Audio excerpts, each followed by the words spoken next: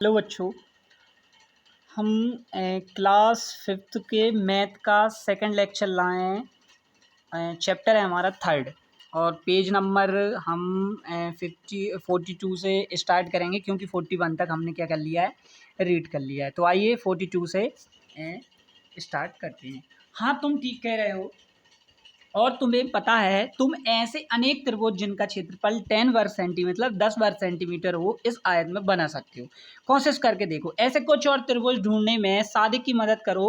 कम से कम ऐसे 5 त्रिभुज मतलब 5 त्रिभुज और बनाना है। आकृति को पूरा करना है। यहाँ पर देखिए, तो यहाँ पर देखिए ये आकृति पूरी है, आप कर सकते हैं, ठीक है ना। सुरुचि ने एक आकृति की 2 भुजाएं बनाई हैं। उसने आसिफ से उसकी 2 भुजाएं और बनाकर उसे पूरा करने को कहा, ठीक है ना। तो उसने कुछ इस तरह की पूरी आकृति की है और इस टाइप से यहाँ पर एक खाली बॉक्स दे रखा था और मैंने यहाँ पर ये आकृति बनाई है। तो इस टाइप से आपको इसको भी क्या करना है, कलर कर लेना है, बनाकर उसे पूरा करने को कहा जिससे कि उसका क्षेत्रफल क्या हो जाए, 10 वर्ग सेंटीमीटर हो। तो देखिए इसका जो क्षेत्रफल होगा वो 10 वर्ग सेंटीमीटर ही होगा। मैं आपको इसका क्षेत्रफल है जो निकाल कर बताता हूँ। आप इस टाइप से यहाँ पर एक रेक्टेंगल बना लीजिएगा। इस टाइप से ये रेक्टेंगल बना लिया। अब यहाँ पर ये रेक्टेंगल होगा तो इसकी जो विड्थ होगी वो 2 होगी और इसकी जो लेंथ होगी ना वो 4 होगी। तो इसकी जो इसका जो एरिया होगा ना वो हो जाएगा 8 सेंटीमीटर स्क्वायर और इसको 2 से डिवाइड कर देंगे तो इसका ये हाफ हो जाएगा, तो मतलब कि 4 सेंटीमीटर स्क्वायर हो जाएगा, ठीक है ना। 4 सेंटीमीटर ये आ गया। अब यहाँ पर ये पूरा का पूरा ये ऐसा ड्रॉ कर लेंगे हम। फिर यहाँ पर देखिए 3 और 4, तो यहाँ पर 12 हो जाएगा और 12 सेंटीमीटर को 2 से क्या कर देंगे, डिवाइड कर देंगे तो 6 आ जाएगा। तो 6 और 4 को क्या कर देंगे, हम ऐड कर देंगे। तो इस टाइप से इसका पूरा का पूरा जो एरिया आएगा, जो क्षेत्रफल आएगा, ठीक है ना, वो क्या आएगा, वो 10 वर्ग सेंटीमीटर आएगा, ठीक है ना। तुमने ये कैसे किया? ओ, यह तो आसान है। अगर तुम हरे भाग को देखो तो यह 4 वर्ग सेंटीमीटर है, जो कि मैंने आपको बता दिया है। इसके नीचे पीला भाग 6 वर्ग सेंटीमीटर है, इसलिए मेरी आकृति का जो क्षेत्रफल है वो 10 वर्ग सेंटीमीटर है। क्या वह सही है? हाँ, सही है, ठीक है ना। तो हाँ लिखना है, वह सही है। समझाओ कि आकृति का हरा भाग 4 वर्ग सेंटीमीटर और पीला भाग 6 वर्ग सेंटीमीटर कैसे है, तो मैंने आपको बता दिया है, ठीक है ना। ओ, मैं इसे किसी और तरह से कर रही थी। अगर तुम इसे इस तरह बनाओ तो भी क्षेत्रफल 10 वर्ग सेंटीमीटर ही आएगा। तो इस टाइप से भी अगर आप करोगे तो भी जो क्षेत्रफल होगा ना वो 10 वर्ग सेंटीमीटर ही आएगा। क्या सुरुचि ठीक है? नीले भाग का क्षेत्रफल कितना है समझाओ। तो नीले भाग का क्षेत्रफल इस टाइप से अगर करेंगे तो जो नीले भाग का क्षेत्रफल होगा ना वो भी क्या होगा, नीले भाग का क्षेत्रफल होगा वो 6 होगा और जो ग्रीन भाग का जो क्षेत्रफल होगा वो 4 होगा, ठीक है ना। तो इस आकृति को पूरा करने के लिए क्या तुम कुछ और तरीके सोच सकते हो? तो हाँ, सोच सकते हैं। आपने कुछ और तरीकों से कोशिश करके देखो, आपको और कोशिश करनी है इस टाइप की, ठीक है ना। और भी आपको ऐसे इस टाइप के बनाने हैं। अब घर पर अपने दोस्तों से इसे हल करने को कहो, ठीक है ना। फिर है यहाँ पर कि जब भी घर पर मेहमान आते हैं मैं उन्हें इससे हल करने को कहती हूँ, पर वे वो दूर क्यों भागते हैं। अभ्यास का समय है। आकृति की एक बजाय आकृति को इस तरह पूरा करो जिससे इसका क्षेत्रफल क्या हो जाए, 4 वर्ग सेंटीमीटर हो जाए। तो इस टाइप से मैंने यहाँ पर ये मेक की है, ठीक है ना। यहाँ पर मैंने बनाई है, तो इस टाइप से आपको बनानी है अपनी बुक में। ऐसे ही इसको भी बनानी है। यहाँ एक आकृति ये दी है तो इसका भी जो क्षेत्रफल है वो 2 वर्ग सेंटीमीटर है। यहाँ 20 वर्ग सेंटीमीटर क्षेत्रफल का एक आयत है। इस आयत में एक सीधी रेखा कुछ इस तरह खींचिए कि इसमें 2 बराबर त्रिभुज बन जाए। तो मैंने यहाँ पर ये रेखा खींची है, आप दिख रही होगी आपको। हर एक त्रिभुज का क्षेत्रफल कितना है, तो जो हर एक त्रिभुज का जो क्षेत्रफल होगा ना वो इसके पूरे आयत का जो क्षेत्रफल होगा ना वो कितना होगा, तो वो होगा 10 इंटू 220, तो 10 होगा, ठीक है ना। 10 जो त्रिभुज का क्षेत्रफल होगा वो 10 सेंटीमीटर स्क्वायर होगा।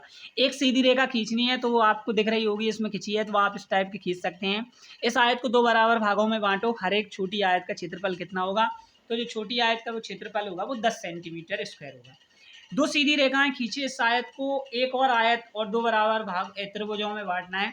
तो यहाँ पर देखिए और ये और भी आपको और भी लाइनें खींचनी है, इस टाइप से खींच सकते हैं आप यहाँ से यहाँ तक।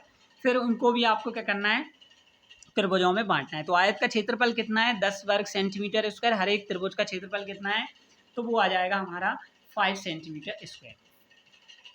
फिर 5 वर्गों की एक पहेली है। पृष्ठ 45 पर दिए गए वर्गीकृत कागज के एक वर्ग की एक भुजा मापो। ऐसे ही 5 वर्गों की सहायता से तुम कितनी आकृतियां बना सकते हो, बनाओ। 3 आकृतियां तुम्हारी सहायता के लिए बनाई गई हैं, ठीक है ना। तो यहाँ पर ये आकृतियां बनानी है। इस टाइप से यहाँ पर क्वेश्चन दिए हैं कि तुम अलग अलग तरह की कितनी आकृतियां बना सकते हो। तो हम अलग अलग तरह की 12 आकृतियां, मतलब 12 आकृतियां यहाँ पे बना सकते हैं, ठीक है ना। इस टाइप से यहाँ पर इतने ही शेप लेने हैं, ठीक है ना। मतलब कि बॉक्स आपको 5 ही लेने हैं। और यहाँ पर आप एक टाइप से ऐसे बना सकते हैं, जैसे मैं आपको बताऊँ, आप एक ऐसे बना सकते हैं, एक आप ऐसे बना सकते हैं, ठीक है ना। तो इस टाइप से आप 12 बना सकते हैं, ठीक है ना। फिर किस आकृति का परिमाप सबसे लंबा है, कितना लंबा है, तो वो है 12 सेंटीमीटर। किस आकृति का परिमाप सबसे छोटा है, कितना है, वो है 10 सेंटीमीटर। आकृति का क्षेत्रफल कितना है, तो वो है 5 वर्ग सेंटीमीटर। यह तो आसान है। क्या तुम 5 वर्गों की मदद से सभी 12 आकृतियां बना पाए। इन सभी 12 आकृतियों को इस प्रकार रखा गया है कि वे एक आयत बनाएं। 10 इंटू 6 का आयत है, क्योंकि इसमें 10 पंक्तियां और 6 स्तंभ हैं। तुम्हें यह जानकर आश्चर्य होगा कि यहाँ 2000 से ज़्यादा तरीके हैं जिनसे ये आकृतियाँ 10 इंटू 6 का आयत बना सकती हैं। इन आकृतियों को गत्ते पर काटो और इन आकृतियों को 10 इंटू 6 का आयत बनाने के लिए किसी और तरह से लगाने की कोशिश करो।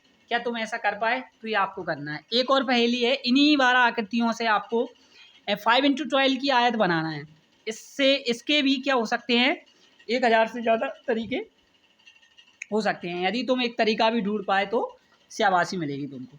खेलने का समय नीचे शतरंज की बिसात है। अपने दोस्तों के साथ 12 आकृतियों का एक समूह लेकर इस खेल को खेलो। तो इस टाइप से खेलना है। अब पहला खिलाड़ी समूह में से एक आकृति को उठाकर इस शतरंज पर इस तरह रखेगा कि 5 वर्ग ढक जाएं। दूसरा खिलाड़ी एक दूसरी आकृति उठाकर बोर्ड पर इस तरह रखेगा कि पहली आकृति के ऊपर ना आए, और ऐसे ही 5 आकृतियां क्या हो जाएं, ढक जाएं। तब आगे बढ़ते जाएं तब तक कि इसमें से कोई भी आकृति क्या ना हो जाए, बढ़ पाए।